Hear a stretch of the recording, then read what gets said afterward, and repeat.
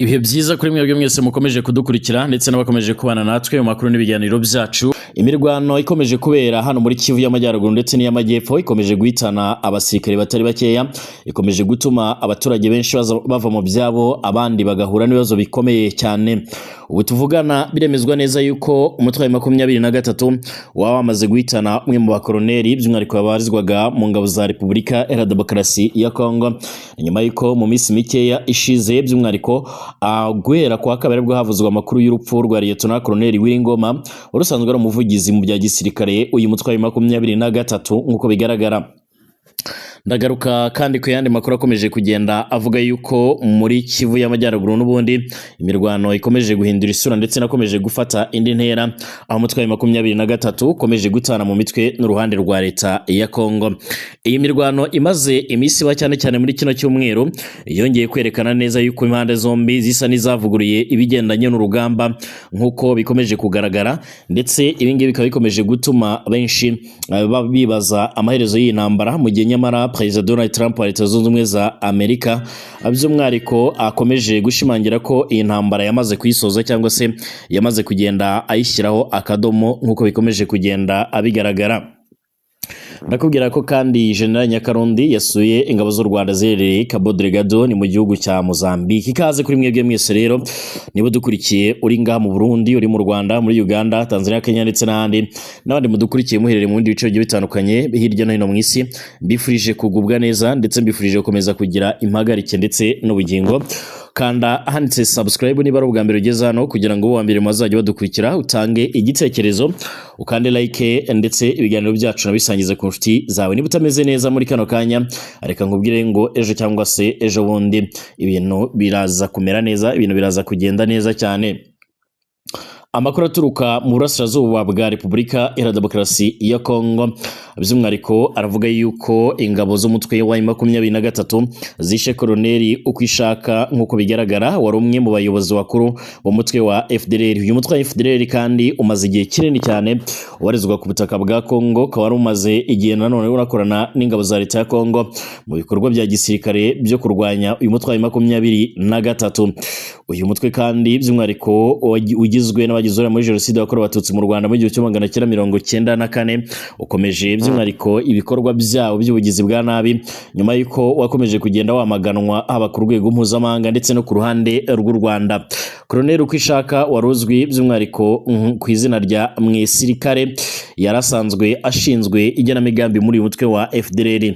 Amakuru avuga ko Ukwishaka yiciwe by'umwihariko muri teritwari ya Masisi cyangwa se mu karere ka Masisi, ahantu hakomeje kubera imirwano ikomeye cyane hagati y'inyeshyamba za M23 ndetse n'ihuriro ry'ingabo za leta ya Repubulika ya Demokarasi ya Kongo, by'umwihariko aho babasanzwe bafatanya n'uyu mutwe wa FDLR, ndetse by'umwihariko biremezwa ko yicanywe n'abandi barwanyi bo muri mutwe wa FDLR nkuko bigaragara.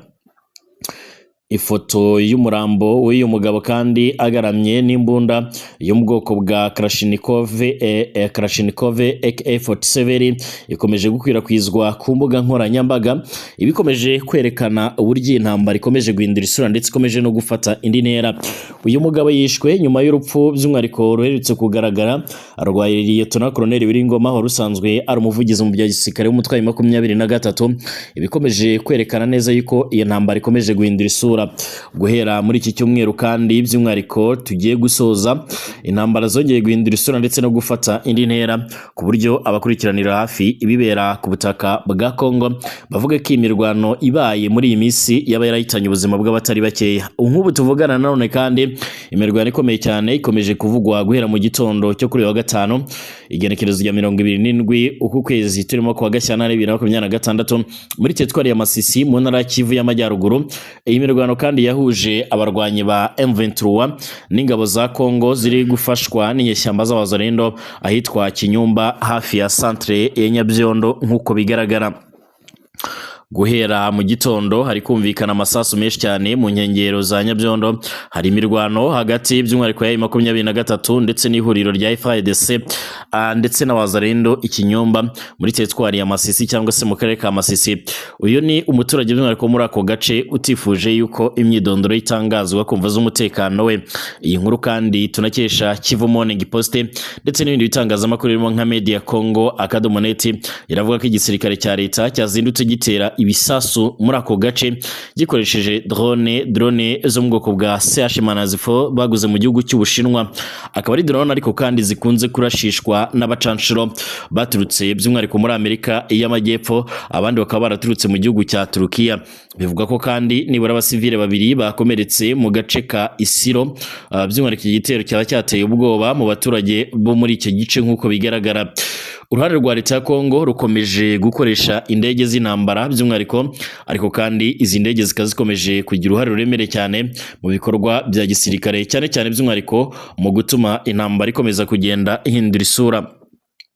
Iyi mirwano mishya kandi iravugwa mu gihe indi mirwano yabereye mu midugudu myinshi cyane yo mu mirenge ya Katoyi ndetse na Osobanyungu, aho rero by'umwihariko igisirikare cya Kongo gifatanyije n'abazarendo by'umwihariko cyari cyagabye ibitero ku birindiro by'umutwe wa M23.